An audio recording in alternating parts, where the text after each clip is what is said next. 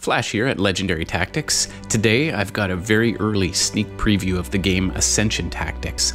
I'm going to take you through all the basics, how to play, and give you a look at this really cool looking hybrid game. Welcome to Legendary Tactics. Okay, so the game Ascension Tactics is based on the original game Ascension by Justin Gary. This is from Stoneblade Entertainment, and he was also the lead designer of the World of Warcraft miniatures game. So this game actually brings together a really nice combination of a deck builder with a miniatures game. So if you like tactical strategy games, or if you've ever played, say, Teamfight Tactics, it's got some great elements of positioning involved, but it also reminds me of Dominion, where you're building your deck, you're trying to improve your armies. It reminds me of Legends of Andor, where there's campaigns. There's actually 4 modes in this: solo, co-op, head-to-head, and there's a campaign mode. And you're essentially building your custom army throughout and putting them on the board, but you also need to have command power to move them around. This game does not require prior knowledge of Ascension to play. However, it is a standalone game, but if you know all of the characters and the lore from Ascension, then you will find that there is some more flavor to this game for you. It is a little bit like a dungeon crawler in a way. It's sort of a hex encounter, but as I said earlier, absolutely no dice. So if you are not a fan of die rolling, then you are gonna probably love this. So let's get started. This is the Welcome to Ascension Tactics How to Play guide. As I say, this is an early version, so some of this may change when the actual version comes out, but it is a deck building miniature game. Most people are familiar with deck builders now. 10 years ago when Ascension came out, maybe not so much, but you have the same initial deck of cards at the start of every game, but then you customize and you grow your deck as you play. So on your turn, you can use your cards as resources to either get new cards for your deck, or you can use it to command your champions on the battlefield to earn honor. And there's lots of different scenarios, and the first player to reach the honor goal of the scenario wins. So to set up your game, well, you can just go to the tabletop simulator and it'll do it for you. But if you get a physical copy of this game, this is what you'll need to do. So it can be played with 1 to 4 players. These rules are for 2-player head-to-head competition, and there's additional ways to play on page 25 if you're interested in that. So the starting deck, so every player gets an identical deck. 10 cards, 8 apprentices, 2 militias, and the white-bordered cards are the foundation of your personal deck, which you build upon and modify throughout the course of the game. So there's your Dominion element there. At the start of the game, each player shuffles their personal deck. You draw 5 cards into your hand. You leave the other 5 cards face down in the deck. And then there's always available cards. So you arrange the silver bordered cards, which are your heavy infantry, your mystics, and the single cultist card, into separate face-up piles and place them near the play area. So you can acquire or command these always available cards on your turn by spending the required resources. So you can see the command token there. On the game board, you're going to decide which scenario you want to play, and then you set that up. And you have to match the corresponding layout. So if you ever played Heroes Quest or something like that, I mean, it'll give you the basic setup that you begin with. So for your first game, play scenario 1. It's been pre-printed on the back side of the game board. So that's fairly handy to get started. So the scenario determines the location for terrain, treasure, and other important map features of the board. And make sure you read the scenario details carefully for any special rules and for the instructions on how to set up the starting champions for each player. So once you've got that set up, you're going to shuffle the treasure tokens face down and place 1 on each hex with the treasure symbol. And then you put all the remaining treasure tokens nearby and within reach. Place the honor tokens onto an honor pool nearby within reach of all players. So then each player will get a random banner card, a command banner, and they're used to determine which player goes first. So they'll give you 2 command points on each of your turns, and the second player will gain an extra 2 command points on their first turn. This is just for balance, but some scenarios may dictate which side gets which banner. Otherwise, they just get assigned randomly. So banners can't be destroyed. You just keep them in your play area as a reminder to spend your command each turn. Next comes the champion selection phase. So each player begins the game with a team of champions. These are the figures that you deploy to the game board to attack the enemies and to accomplish your scenario goals. So you consult this scenario book to find the suggested teams of champions each player starts with for your chosen scenario. You place those miniatures and their associated champion cards in front of you. If you'd rather recruit your own team of champions instead, then you can use, instead of the suggested teams, then you can see the champion draft on page 26. Next up is the center row. So shuffle together all the black bordered cards to form the center row. Place the deck face down near the always available cards on the side of the board. Take the top 6 cards of the deck, flip them face up into a row of 6 cards next to the deck. So this is called your center row. This is the same as the original Ascension game. You've got your same center row, your same center deck. You've got your runes that are used to acquire cards, and then you've got the same mystics and heavy infantry. So there are a lot of similarities to the original if you know it. So you've got your center row where cards can be acquired by players on their turn, and this replenishes itself throughout the game as you take characters. Once you've set up champions for each team and laid out the cards for the center row, you're good to go. You can dive in and start having some fun. So the play area setup diagram looks like this. So you've got one player is here, the second player is over here, your game board is in the middle, and you've got your center row. And here's the aforementioned piles that I spoke about. So champion cards, it's important that you know how to read one of these, so I'll give you a look at one here. Champions are the valiant heroes you send into the combat on the battlefield, aka they're the really cool minis that you get and that you spend hours painting. They're represented by miniatures on the game board. Their abilities and combat attributes are determined by their champion cards. So the Aura Templar is the Enlightened Champion. So this is the name here. The faction is the Enlightened Champion. So there's 4 different factions. There's Enlightened, Lifebound, Mechana, and Void. They've got each their special abilities, which is here. So this is the special power of this champion. For example, Aura Templar can slay. So when Aura Templar defeats a champion, command another one of your champions for free. So that's a really cool mobility boost that you get there. This is the strength value with the crossed sword. So strength of 9. This is the damage that's dealt when that champion attacks. Your card type is also here, so your hero construct champion card. This is your command cost here, so this is the power you have to spend to command this champion, so it would cost you 3 to move this one around. And then the defense, the champion is defeated when dealt this much damage, so in a way that's like your health. On your turn, you can use your power or your command to command your champions. When commanded, a champion can move and attack in any order. You may command as many champions as you can afford to, but exhausted champions cannot be commanded a second time. So this is a cool mechanic because in a lot of games it becomes one player goes and the other player goes, but in this game, you've got a set of fuel essentially that you need to use to move your characters, so you may be able to make an unexpected burst, and there's some strategy that way. So in addition to the initial champions, there are more within the center deck, and you can get them from the center row to add them to your team. Let's move on to heroes. Heroes represent the allies that you recruit to aid your champions in battle. They can be acquired from that center row by spending ruins, which are the triangle shape, and heroes will become part of your evolving personal deck. So let's use this one as an example, the Thicket Familiar. The name is here.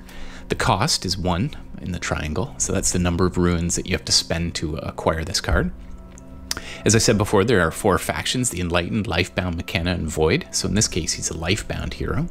The card type, so the hero, the construct, or the champion card is identified here. He's a hero. And we've got the effect that's in the bottom box, the bottom rectangle here. So what does it do? Well, you gain 2 of these rune costs. And the allegiance, if you play or have played another Lifebound card this turn, then you gain 2 command points.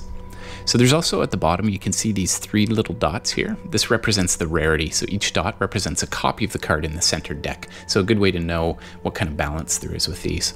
On your turn, you can play any number of hero cards from your hand, and when you play a hero, you gain the effect that's listed on that card. Heroes you play stay in front of you until the end of your turn, whereupon they're moved to your discard pile. You should also be aware of what constructs are. So these are the weapons, the magical items, the fantastic devices, and you can equip these to your champion to enhance their capability. Yeah, that makes this game pretty cool then. So you can use your runes to acquire new constructs from the center row for your deck. So this is the Rocket Courier X99, costs 4, and this is a Mechana, and also the card type is a construct. So you get these different combinations of factions and card types here. The effect, so this is interesting, nothing here, but there's a speed bonus. So speed is attached or is added to the equipped champion, so he gets an extra couple of moves. The strength bonus is a +2 bonus added, and the defense bonus here gives +2 defense to the champion. So it really buffs up a character if you want to go that way. When you play a construct, you choose one of your champions to equip it to, and then champions can gain the bonus strength, which are the cross swords, or the defense, which are the shields, and other abilities from the equipped constructs. You can equip any number of constructs to a champion, which makes it awesome. They remain equipped until the champion is defeated, and then you stick them in the discard pile. So the gameplay, we need to break down the turns here. So some cards will have text that contradicts the game rules listed in the rulebook. If that happens, the cards rule. The turn breakdown. So on your turn, you're going to take any of the following actions in any order as many times as you'd like. So this is where I think this game really shines, because you've got a lot of flexibility in terms of how you play your cards and how you establish your deck. So one, you can play a card to gain runes, power, and other effects. 2, you can acquire a hero or a construct from the center row by paying its cost and putting it into your discard pile. 3, you can acquire a champion from the center row by paying its cost and adding its card and miniature to your team. Or 4, you can command one of your ready champions by paying its command cost, and then you have to exhaust it. So when you've finished, take the following actions to end your turn. Number 1, place any hero cards into your discard pile, along with the cards still in your hand. 2, draw 5 cards from your personal deck to create your hand for the following turn. And ready all your exhausted champions so they get refreshed after a hard day's labor. And 4, you score honor points. So check if anyone meets the win conditions for the scenario. So scenario 1 essentially requires 15 honor to win. So to replenish your deck, when your personal deck is empty and you need to draw a card or reveal a card from your deck, you reshuffle your discard pile to replenish your personal deck. Each time you shuffle, the cards you've acquired become part of your ever-evolving deck. This is the Dominion feel to the game. And hero cards played during your turn are only put into your discard pile at the end of your turn. So if you need to replenish your deck in the middle of your turn, don't shuffle the cards in that you've played this turn. So you've got your deck here on the left, you've got your hand, and then you play and acquire cards, and then you've got your discard pile. So this is what your area will look like.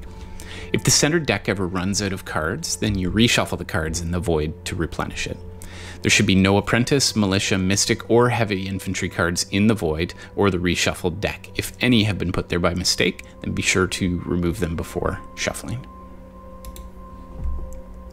Okay, so how do you play your cards from your hand? Well, there's no upfront cost to play cards from your hand. To play a hero card, take the card from your hand, place it face up in front of you, announce its effect, and then follow the instructions on the card. It's RTC, follow the card. Any choices required by the card have to be made at that time, and any conditions for additional effects are then checked. So here's an example of the Steel Weaver, rune cost of 3. When you play the Steel Weaver from your hand, you gain 3 runes to spend this turn. It also has an additional effect. If you acquire a construct, it can be put on top of your deck. So this guy is a Mechana hero. You gain 3 runes, and you put the next construct you acquire this turn on top of your deck. So you can see how there might be some synergies that you would want to try to build, as there is in, say, Android Netrunner or any deck builders like that. When the difference with this one is that you're drafting your deck real time as the game goes on, rather than using a set amount of points at the beginning of the game to draft a deck. So any runes or command generated can be saved and spent until the end of your turn. Heroes remain in front of you until the end of your turn, when they're then put in your discard pile. Constructs played from your hand are immediately equipped to a champion of your choice, and you can equip any of your champions, even if they're exhausted or not on the battlefield. There's no limit to the number of equipped constructs for a champion. Lots of flexibility there. Okay, so here's the part, you're eyeing up those characters in the middle and you really want to get them. So here's how you acquire cards from the center row. So you can acquire a card from the center row by spending runes, we know that, equal to the cost listed in the upper right corner. So in the case of the Aesthetic of the Lidless Eye, that costs 3. And you may acquire any number of cards in your turn, including the always available Mystics and Heavy Infantry, as long as you can pay the cost for each card acquired. When you acquire a hero or a construct, place it in your discard pile so it doesn't immediately get into action.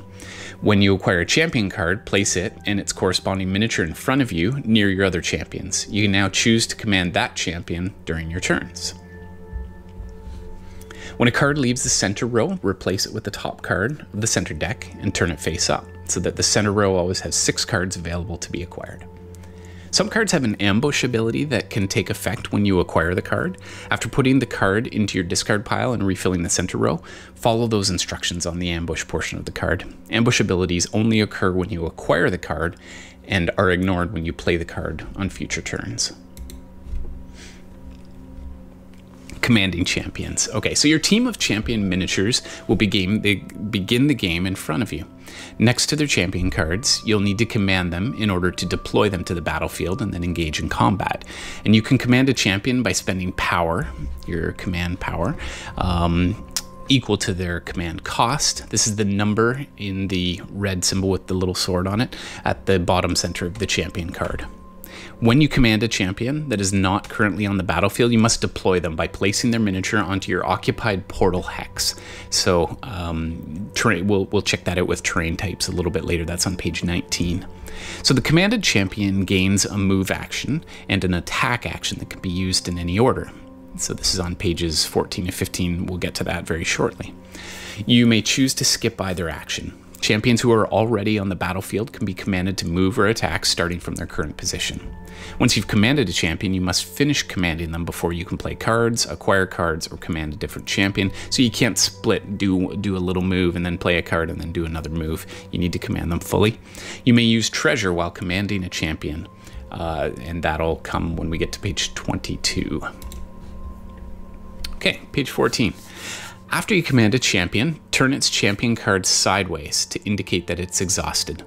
Exhausted champions can't be commanded at the end of your turn. Ready your exhausted champions by writing them back. So the move actions. Champions gain a number of movement points equal to their speed. All champions have a default speed of 3, unless it's otherwise noted on the card, or if you have another boost that gives them added speed. You can spend a movement point to move that champion to an adjacent hex in any direction. And certain types of terrain have increased movement point costs or might impact the movement in other ways. We'll get to that on pages 19 and 20 in the terrain types section. Movement is a single action and cannot be broken during a command. For example, you can't use one movement point, then go back, then continue moving that champion. Champions can't move through hexes occupied by enemies. They can move through allies, but they can't end their move in an already occupied hex. So this makes a lot of sense. I love a game like this that it feels very natural and it feels as if it's built to be played fluidly. Attack actions. Champions can attack enemies that they are adjacent to on the battlefield. When they do, they deal damage that's equal to their strength, that's the 2 crossed swords, to their target. The defending champion does not deal any damage back to the attacker. It's a one-way attack here. The champion is defeated when it's dealt damage equal to or greater than its defense, which is represented by the shield. So the idea is that you need to break through that defense to actually wound or kill the character. Remove the defeated champion miniature from the board, place it on its champion card, then turn the card sideways to indicate that it's exhausted. You must also remove any constructs equipped to the defeated champion by placing them onto their owner's discard pile. So you essentially can remove those from the game by and forcing them to get back into the cycle by killing a character. You cannot command or deploy your exhausted champion, so if they're defeated in an opponent's turn, you will not be able to command them on your next turn.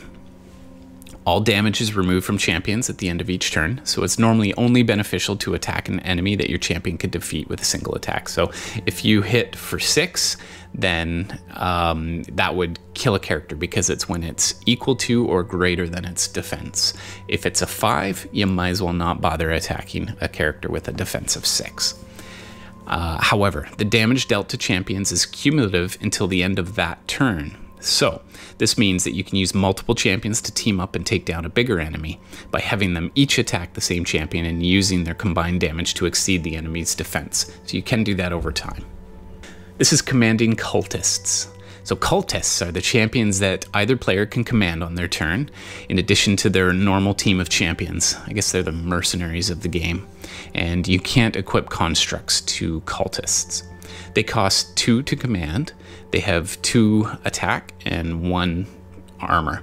Like any other champion, they're deployed to your portal. They gain 3 movement points when commanded and can interact with map tiles and objectives. When you command a cultist, you can either command any of your cultists already on the board or deploy a new one to the board from the reserve of available cultist miniatures, which can then move and attack immediately. Do not actually move the cultist card though. Cultists may not equip constructs due to their iconoclastic nature. They can, however, gain temporary bonuses to their speed and strength or abilities like gaining ranged for the turn. Cultists are champions and are affected by cards that affect champions. When a cultist is defeated, you remove them from the board. Let's move on now to banishing cards, such as the Void Initiate. Some card effects will allow you to banish cards in your hand, discard pile, or cards that you've played this turn. When a card tells you to banish a card in your hand and or your discard pile, choose a card from that zone to put into the void. The banish card, if the banish card is an apprentice or a militia, return it to the game box instead of putting it into the void. If the chosen card is heavy infantry or mystic, return it to the appropriate always available pile instead of putting it into the void. If a card allows you to banish a card in your hand, you cannot banish a card that you've already played during your turn, as that card is no longer in your hand. However, some cards have abilities that allow you to banish a card you've played this turn. Here's a tip. Banishing your weaker cards allows you to draw your powerful cards more frequently over the course of the game. Banish your apprentice and militia cards whenever you get the opportunity. How to end your turn. So when you're done playing all the cards from your hand that you want to, and you're done acquiring cards from the center row and commanding your champions, you place all the cards you played this turn and any that remain in your hand into your discard pile. If you haven't spent any runes or any command points, you lose it. Draw 5 cards to replenish your hand for your next turn. If you run out of cards in your personal deck, you need to draw more, then you shuffle your discard pile into your deck. So this is the way to recycle your cards. Next, you're going to ready any of your champions that were exhausted by turning their cards back upright. Collect any honor that your champions would score from the objectives by taking the appropriate amount of honor tokens from the honor pool and placing them in front of you. Each scenario's description will explain how to score honor for that scenario and the amount needed to win the game. As I said before, scenario 1, you need 15 honor. If you've hit the target honor value, the game ends immediately, and you're the winner. Otherwise, the game continues, and it's the next player's turn. So small clear honor tokens are worth 1 honor, and large red tokens are worth 5 honor. Terrain types. So there's several different terrain types and other unique map features that will allow you to assess the battlefield. So you've got standard terrain, is the green hexagon. These are hexes without any specific icons or imagery. They look like typical ground coverings such as dirt, stone, or grass, and these hexes don't have unique gameplay modifiers. Next is the portal. So each player begins with a portal on the battlefield. When you command a champion that's not currently on the battlefield, you have to deploy them into your portal. And your champions can move in and out of your portal's hex without penalty. However, they can not enter an enemy portal, and other terrain types cannot be placed on a portal. Some scenarios will allow you to have more than one portal, allowing you to choose which one when you want to deploy a champion. Treasure. So treasure tokens are placed onto the battlefield at the start of the game at locations determined by the scenario setup. When a champion you've commanded ends its movement on a hex with a treasure, claim it by picking up the token from the board. Once you've claimed it, you can look at the other side of the token to view its secret effect. We've also got honor shrines. So securing these locations allow you to gain honor, which you need to win the game. So this is your victory condition. You gotta get these. These spaces do not impact champion movement or attack in any way. The player with the most champions on a shrine and its adjacent hexes control it. At the end of your turn, you will gain 1 honor for each honor shrine you control. If multiple players have an equal number of champions around a shrine, then it's contested and neither player controls it. That's a wash. Each honor shrine is scored individually, so it's possible to gain honor from multiple honor shrines at the end of your turn. Forests. Champions must spend an additional movement point to move through a forest. This includes moving from a forest to an adjacent forest hex, and there is no added cost when you leave the forest. So it costs when you move into the forest, not out of the forest. Forests block line of sight, so champions can attack enemies in forest hexes without penalty. However, a champion with ranged cannot shoot through a forest into the hex behind it. It's very logical. We've got a tainted terrain, so these generally have a negative effect on champions within the hex. They will typically deal 5 damage to a champion entering or starting a turn on the hex, but their exact effects are determined by the scenario rules listed in the scenario book. Coming up, this hasn't been released yet. This game is still in development. There will be some enchanted terrain, so these generally have a positive effect on the champions within the hex. Their exact effects are determined by the scenario rules listed in the scenario book, and those will be released later. Beacons. When you move one of your champions onto a beacon, it will turn control of that beacon over to your team. As soon as your champion moves onto the beacon tile, set it with the side representing your team face up in the hex to denote that you control it. This happens immediately, and your champion does not need to stop on the beacon hex to gain control of it. While your team controls more beacons on the battlefield than the opposing team, you will gain a benefit determined by the scenario's rules listed in the scenario book. Treasure. Treasure tokens should be placed on the battlefield before the start of the game, on locations with treasure icons, that's the green question mark, as designated by the scenario details. When a champion you've commanded ends its movement on a hex with treasure, gain the token by picking it up from the board. You can look at the other side of the token to view the secret effect, but don't reveal it until you're ready to use it. So to use a gain treasure, you reveal the token to your opponent and declare which champion you're granting the effect to. This effect lasts until the end of the turn. All treasures are one time, so set the token to the side after you use it. And treasure tokens may be used at any time, including on enemy turns and in reaction to your enemy's treasure tokens. So that's a pretty cool feature. Orange treasure tokens are typically offensive in nature. They can improve one of your champions on the battlefield by increasing their attack or their speed attributes, allowing you to take down the bigger foes.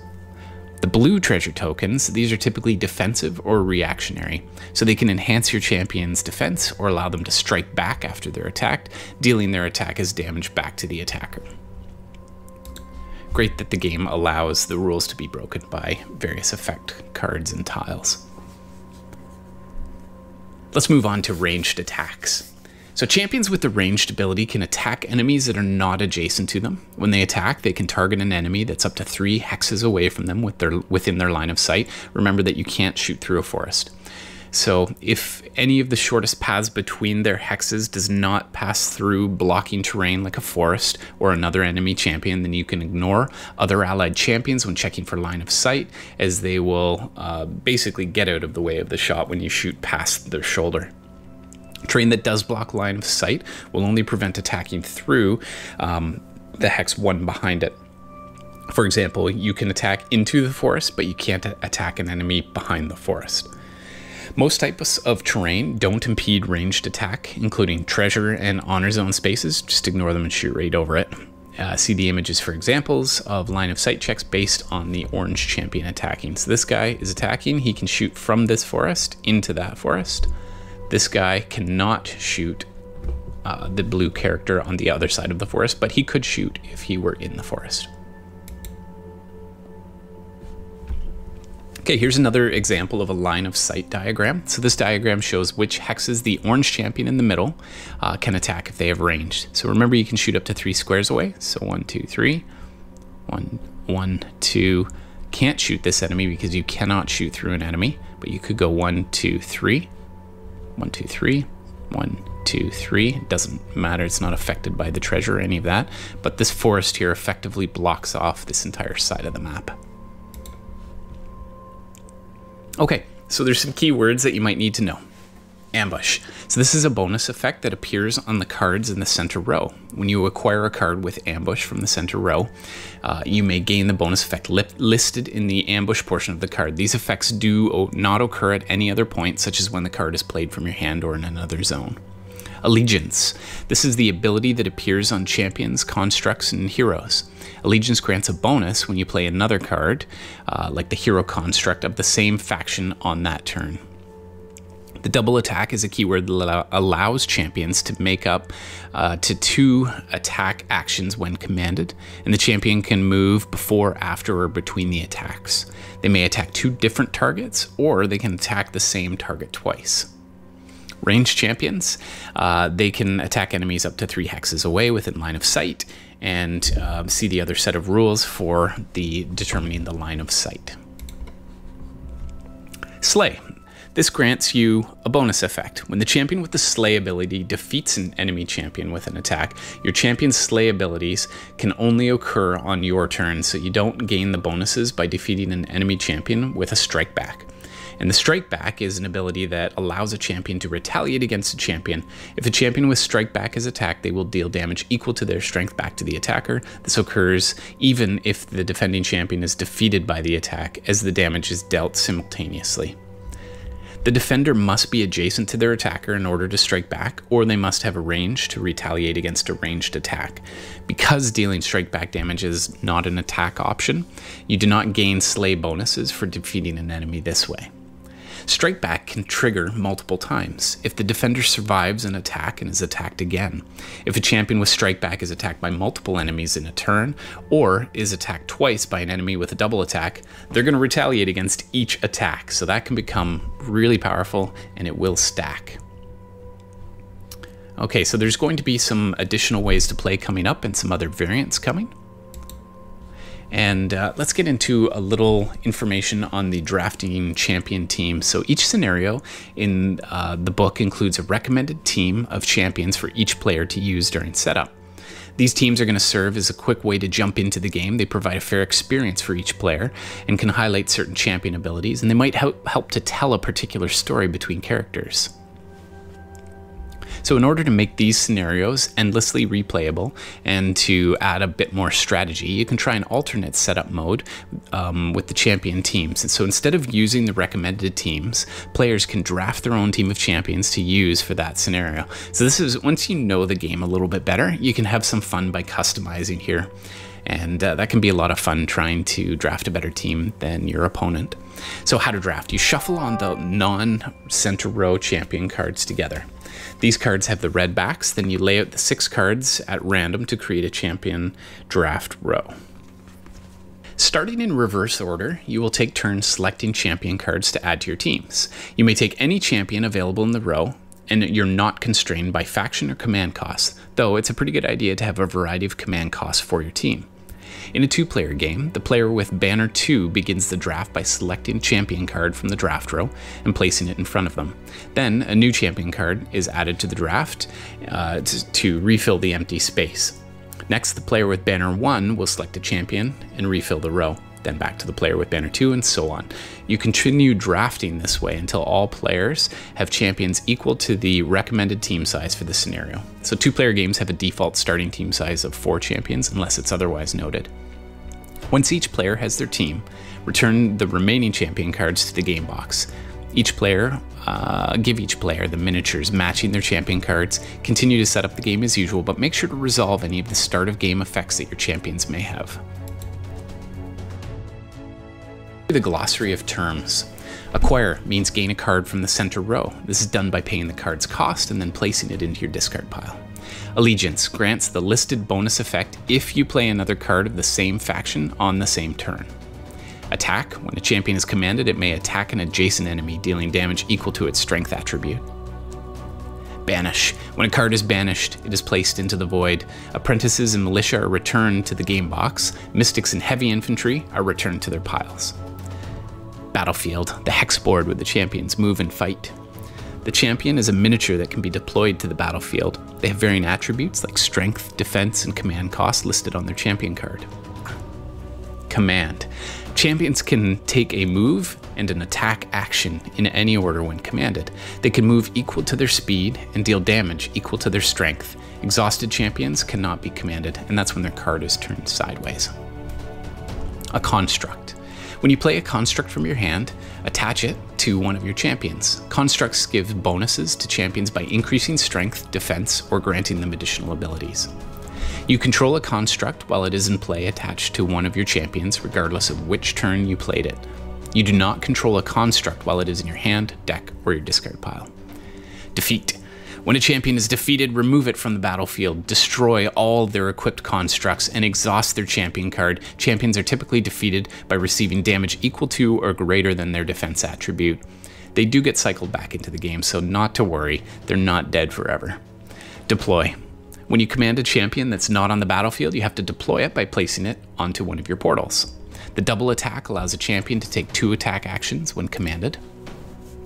Destroy. When a construct is destroyed, place it into your discard pile from play. Enlightened is one of the 4 major factions. Their cards are blue. Exhausted champions cannot be commanded or deployed. When a champion is commanded or defeated, turn their cards sideways to indicate they're exhausted. At the end of your turn, ready your exhausted champions by turning their cards upright. Defense, a champion attribute that determines how much damage they can take before they're defeated. That's the shield. The hero, when you play a hero card from your hand, you immediately gain the effect listed on the card.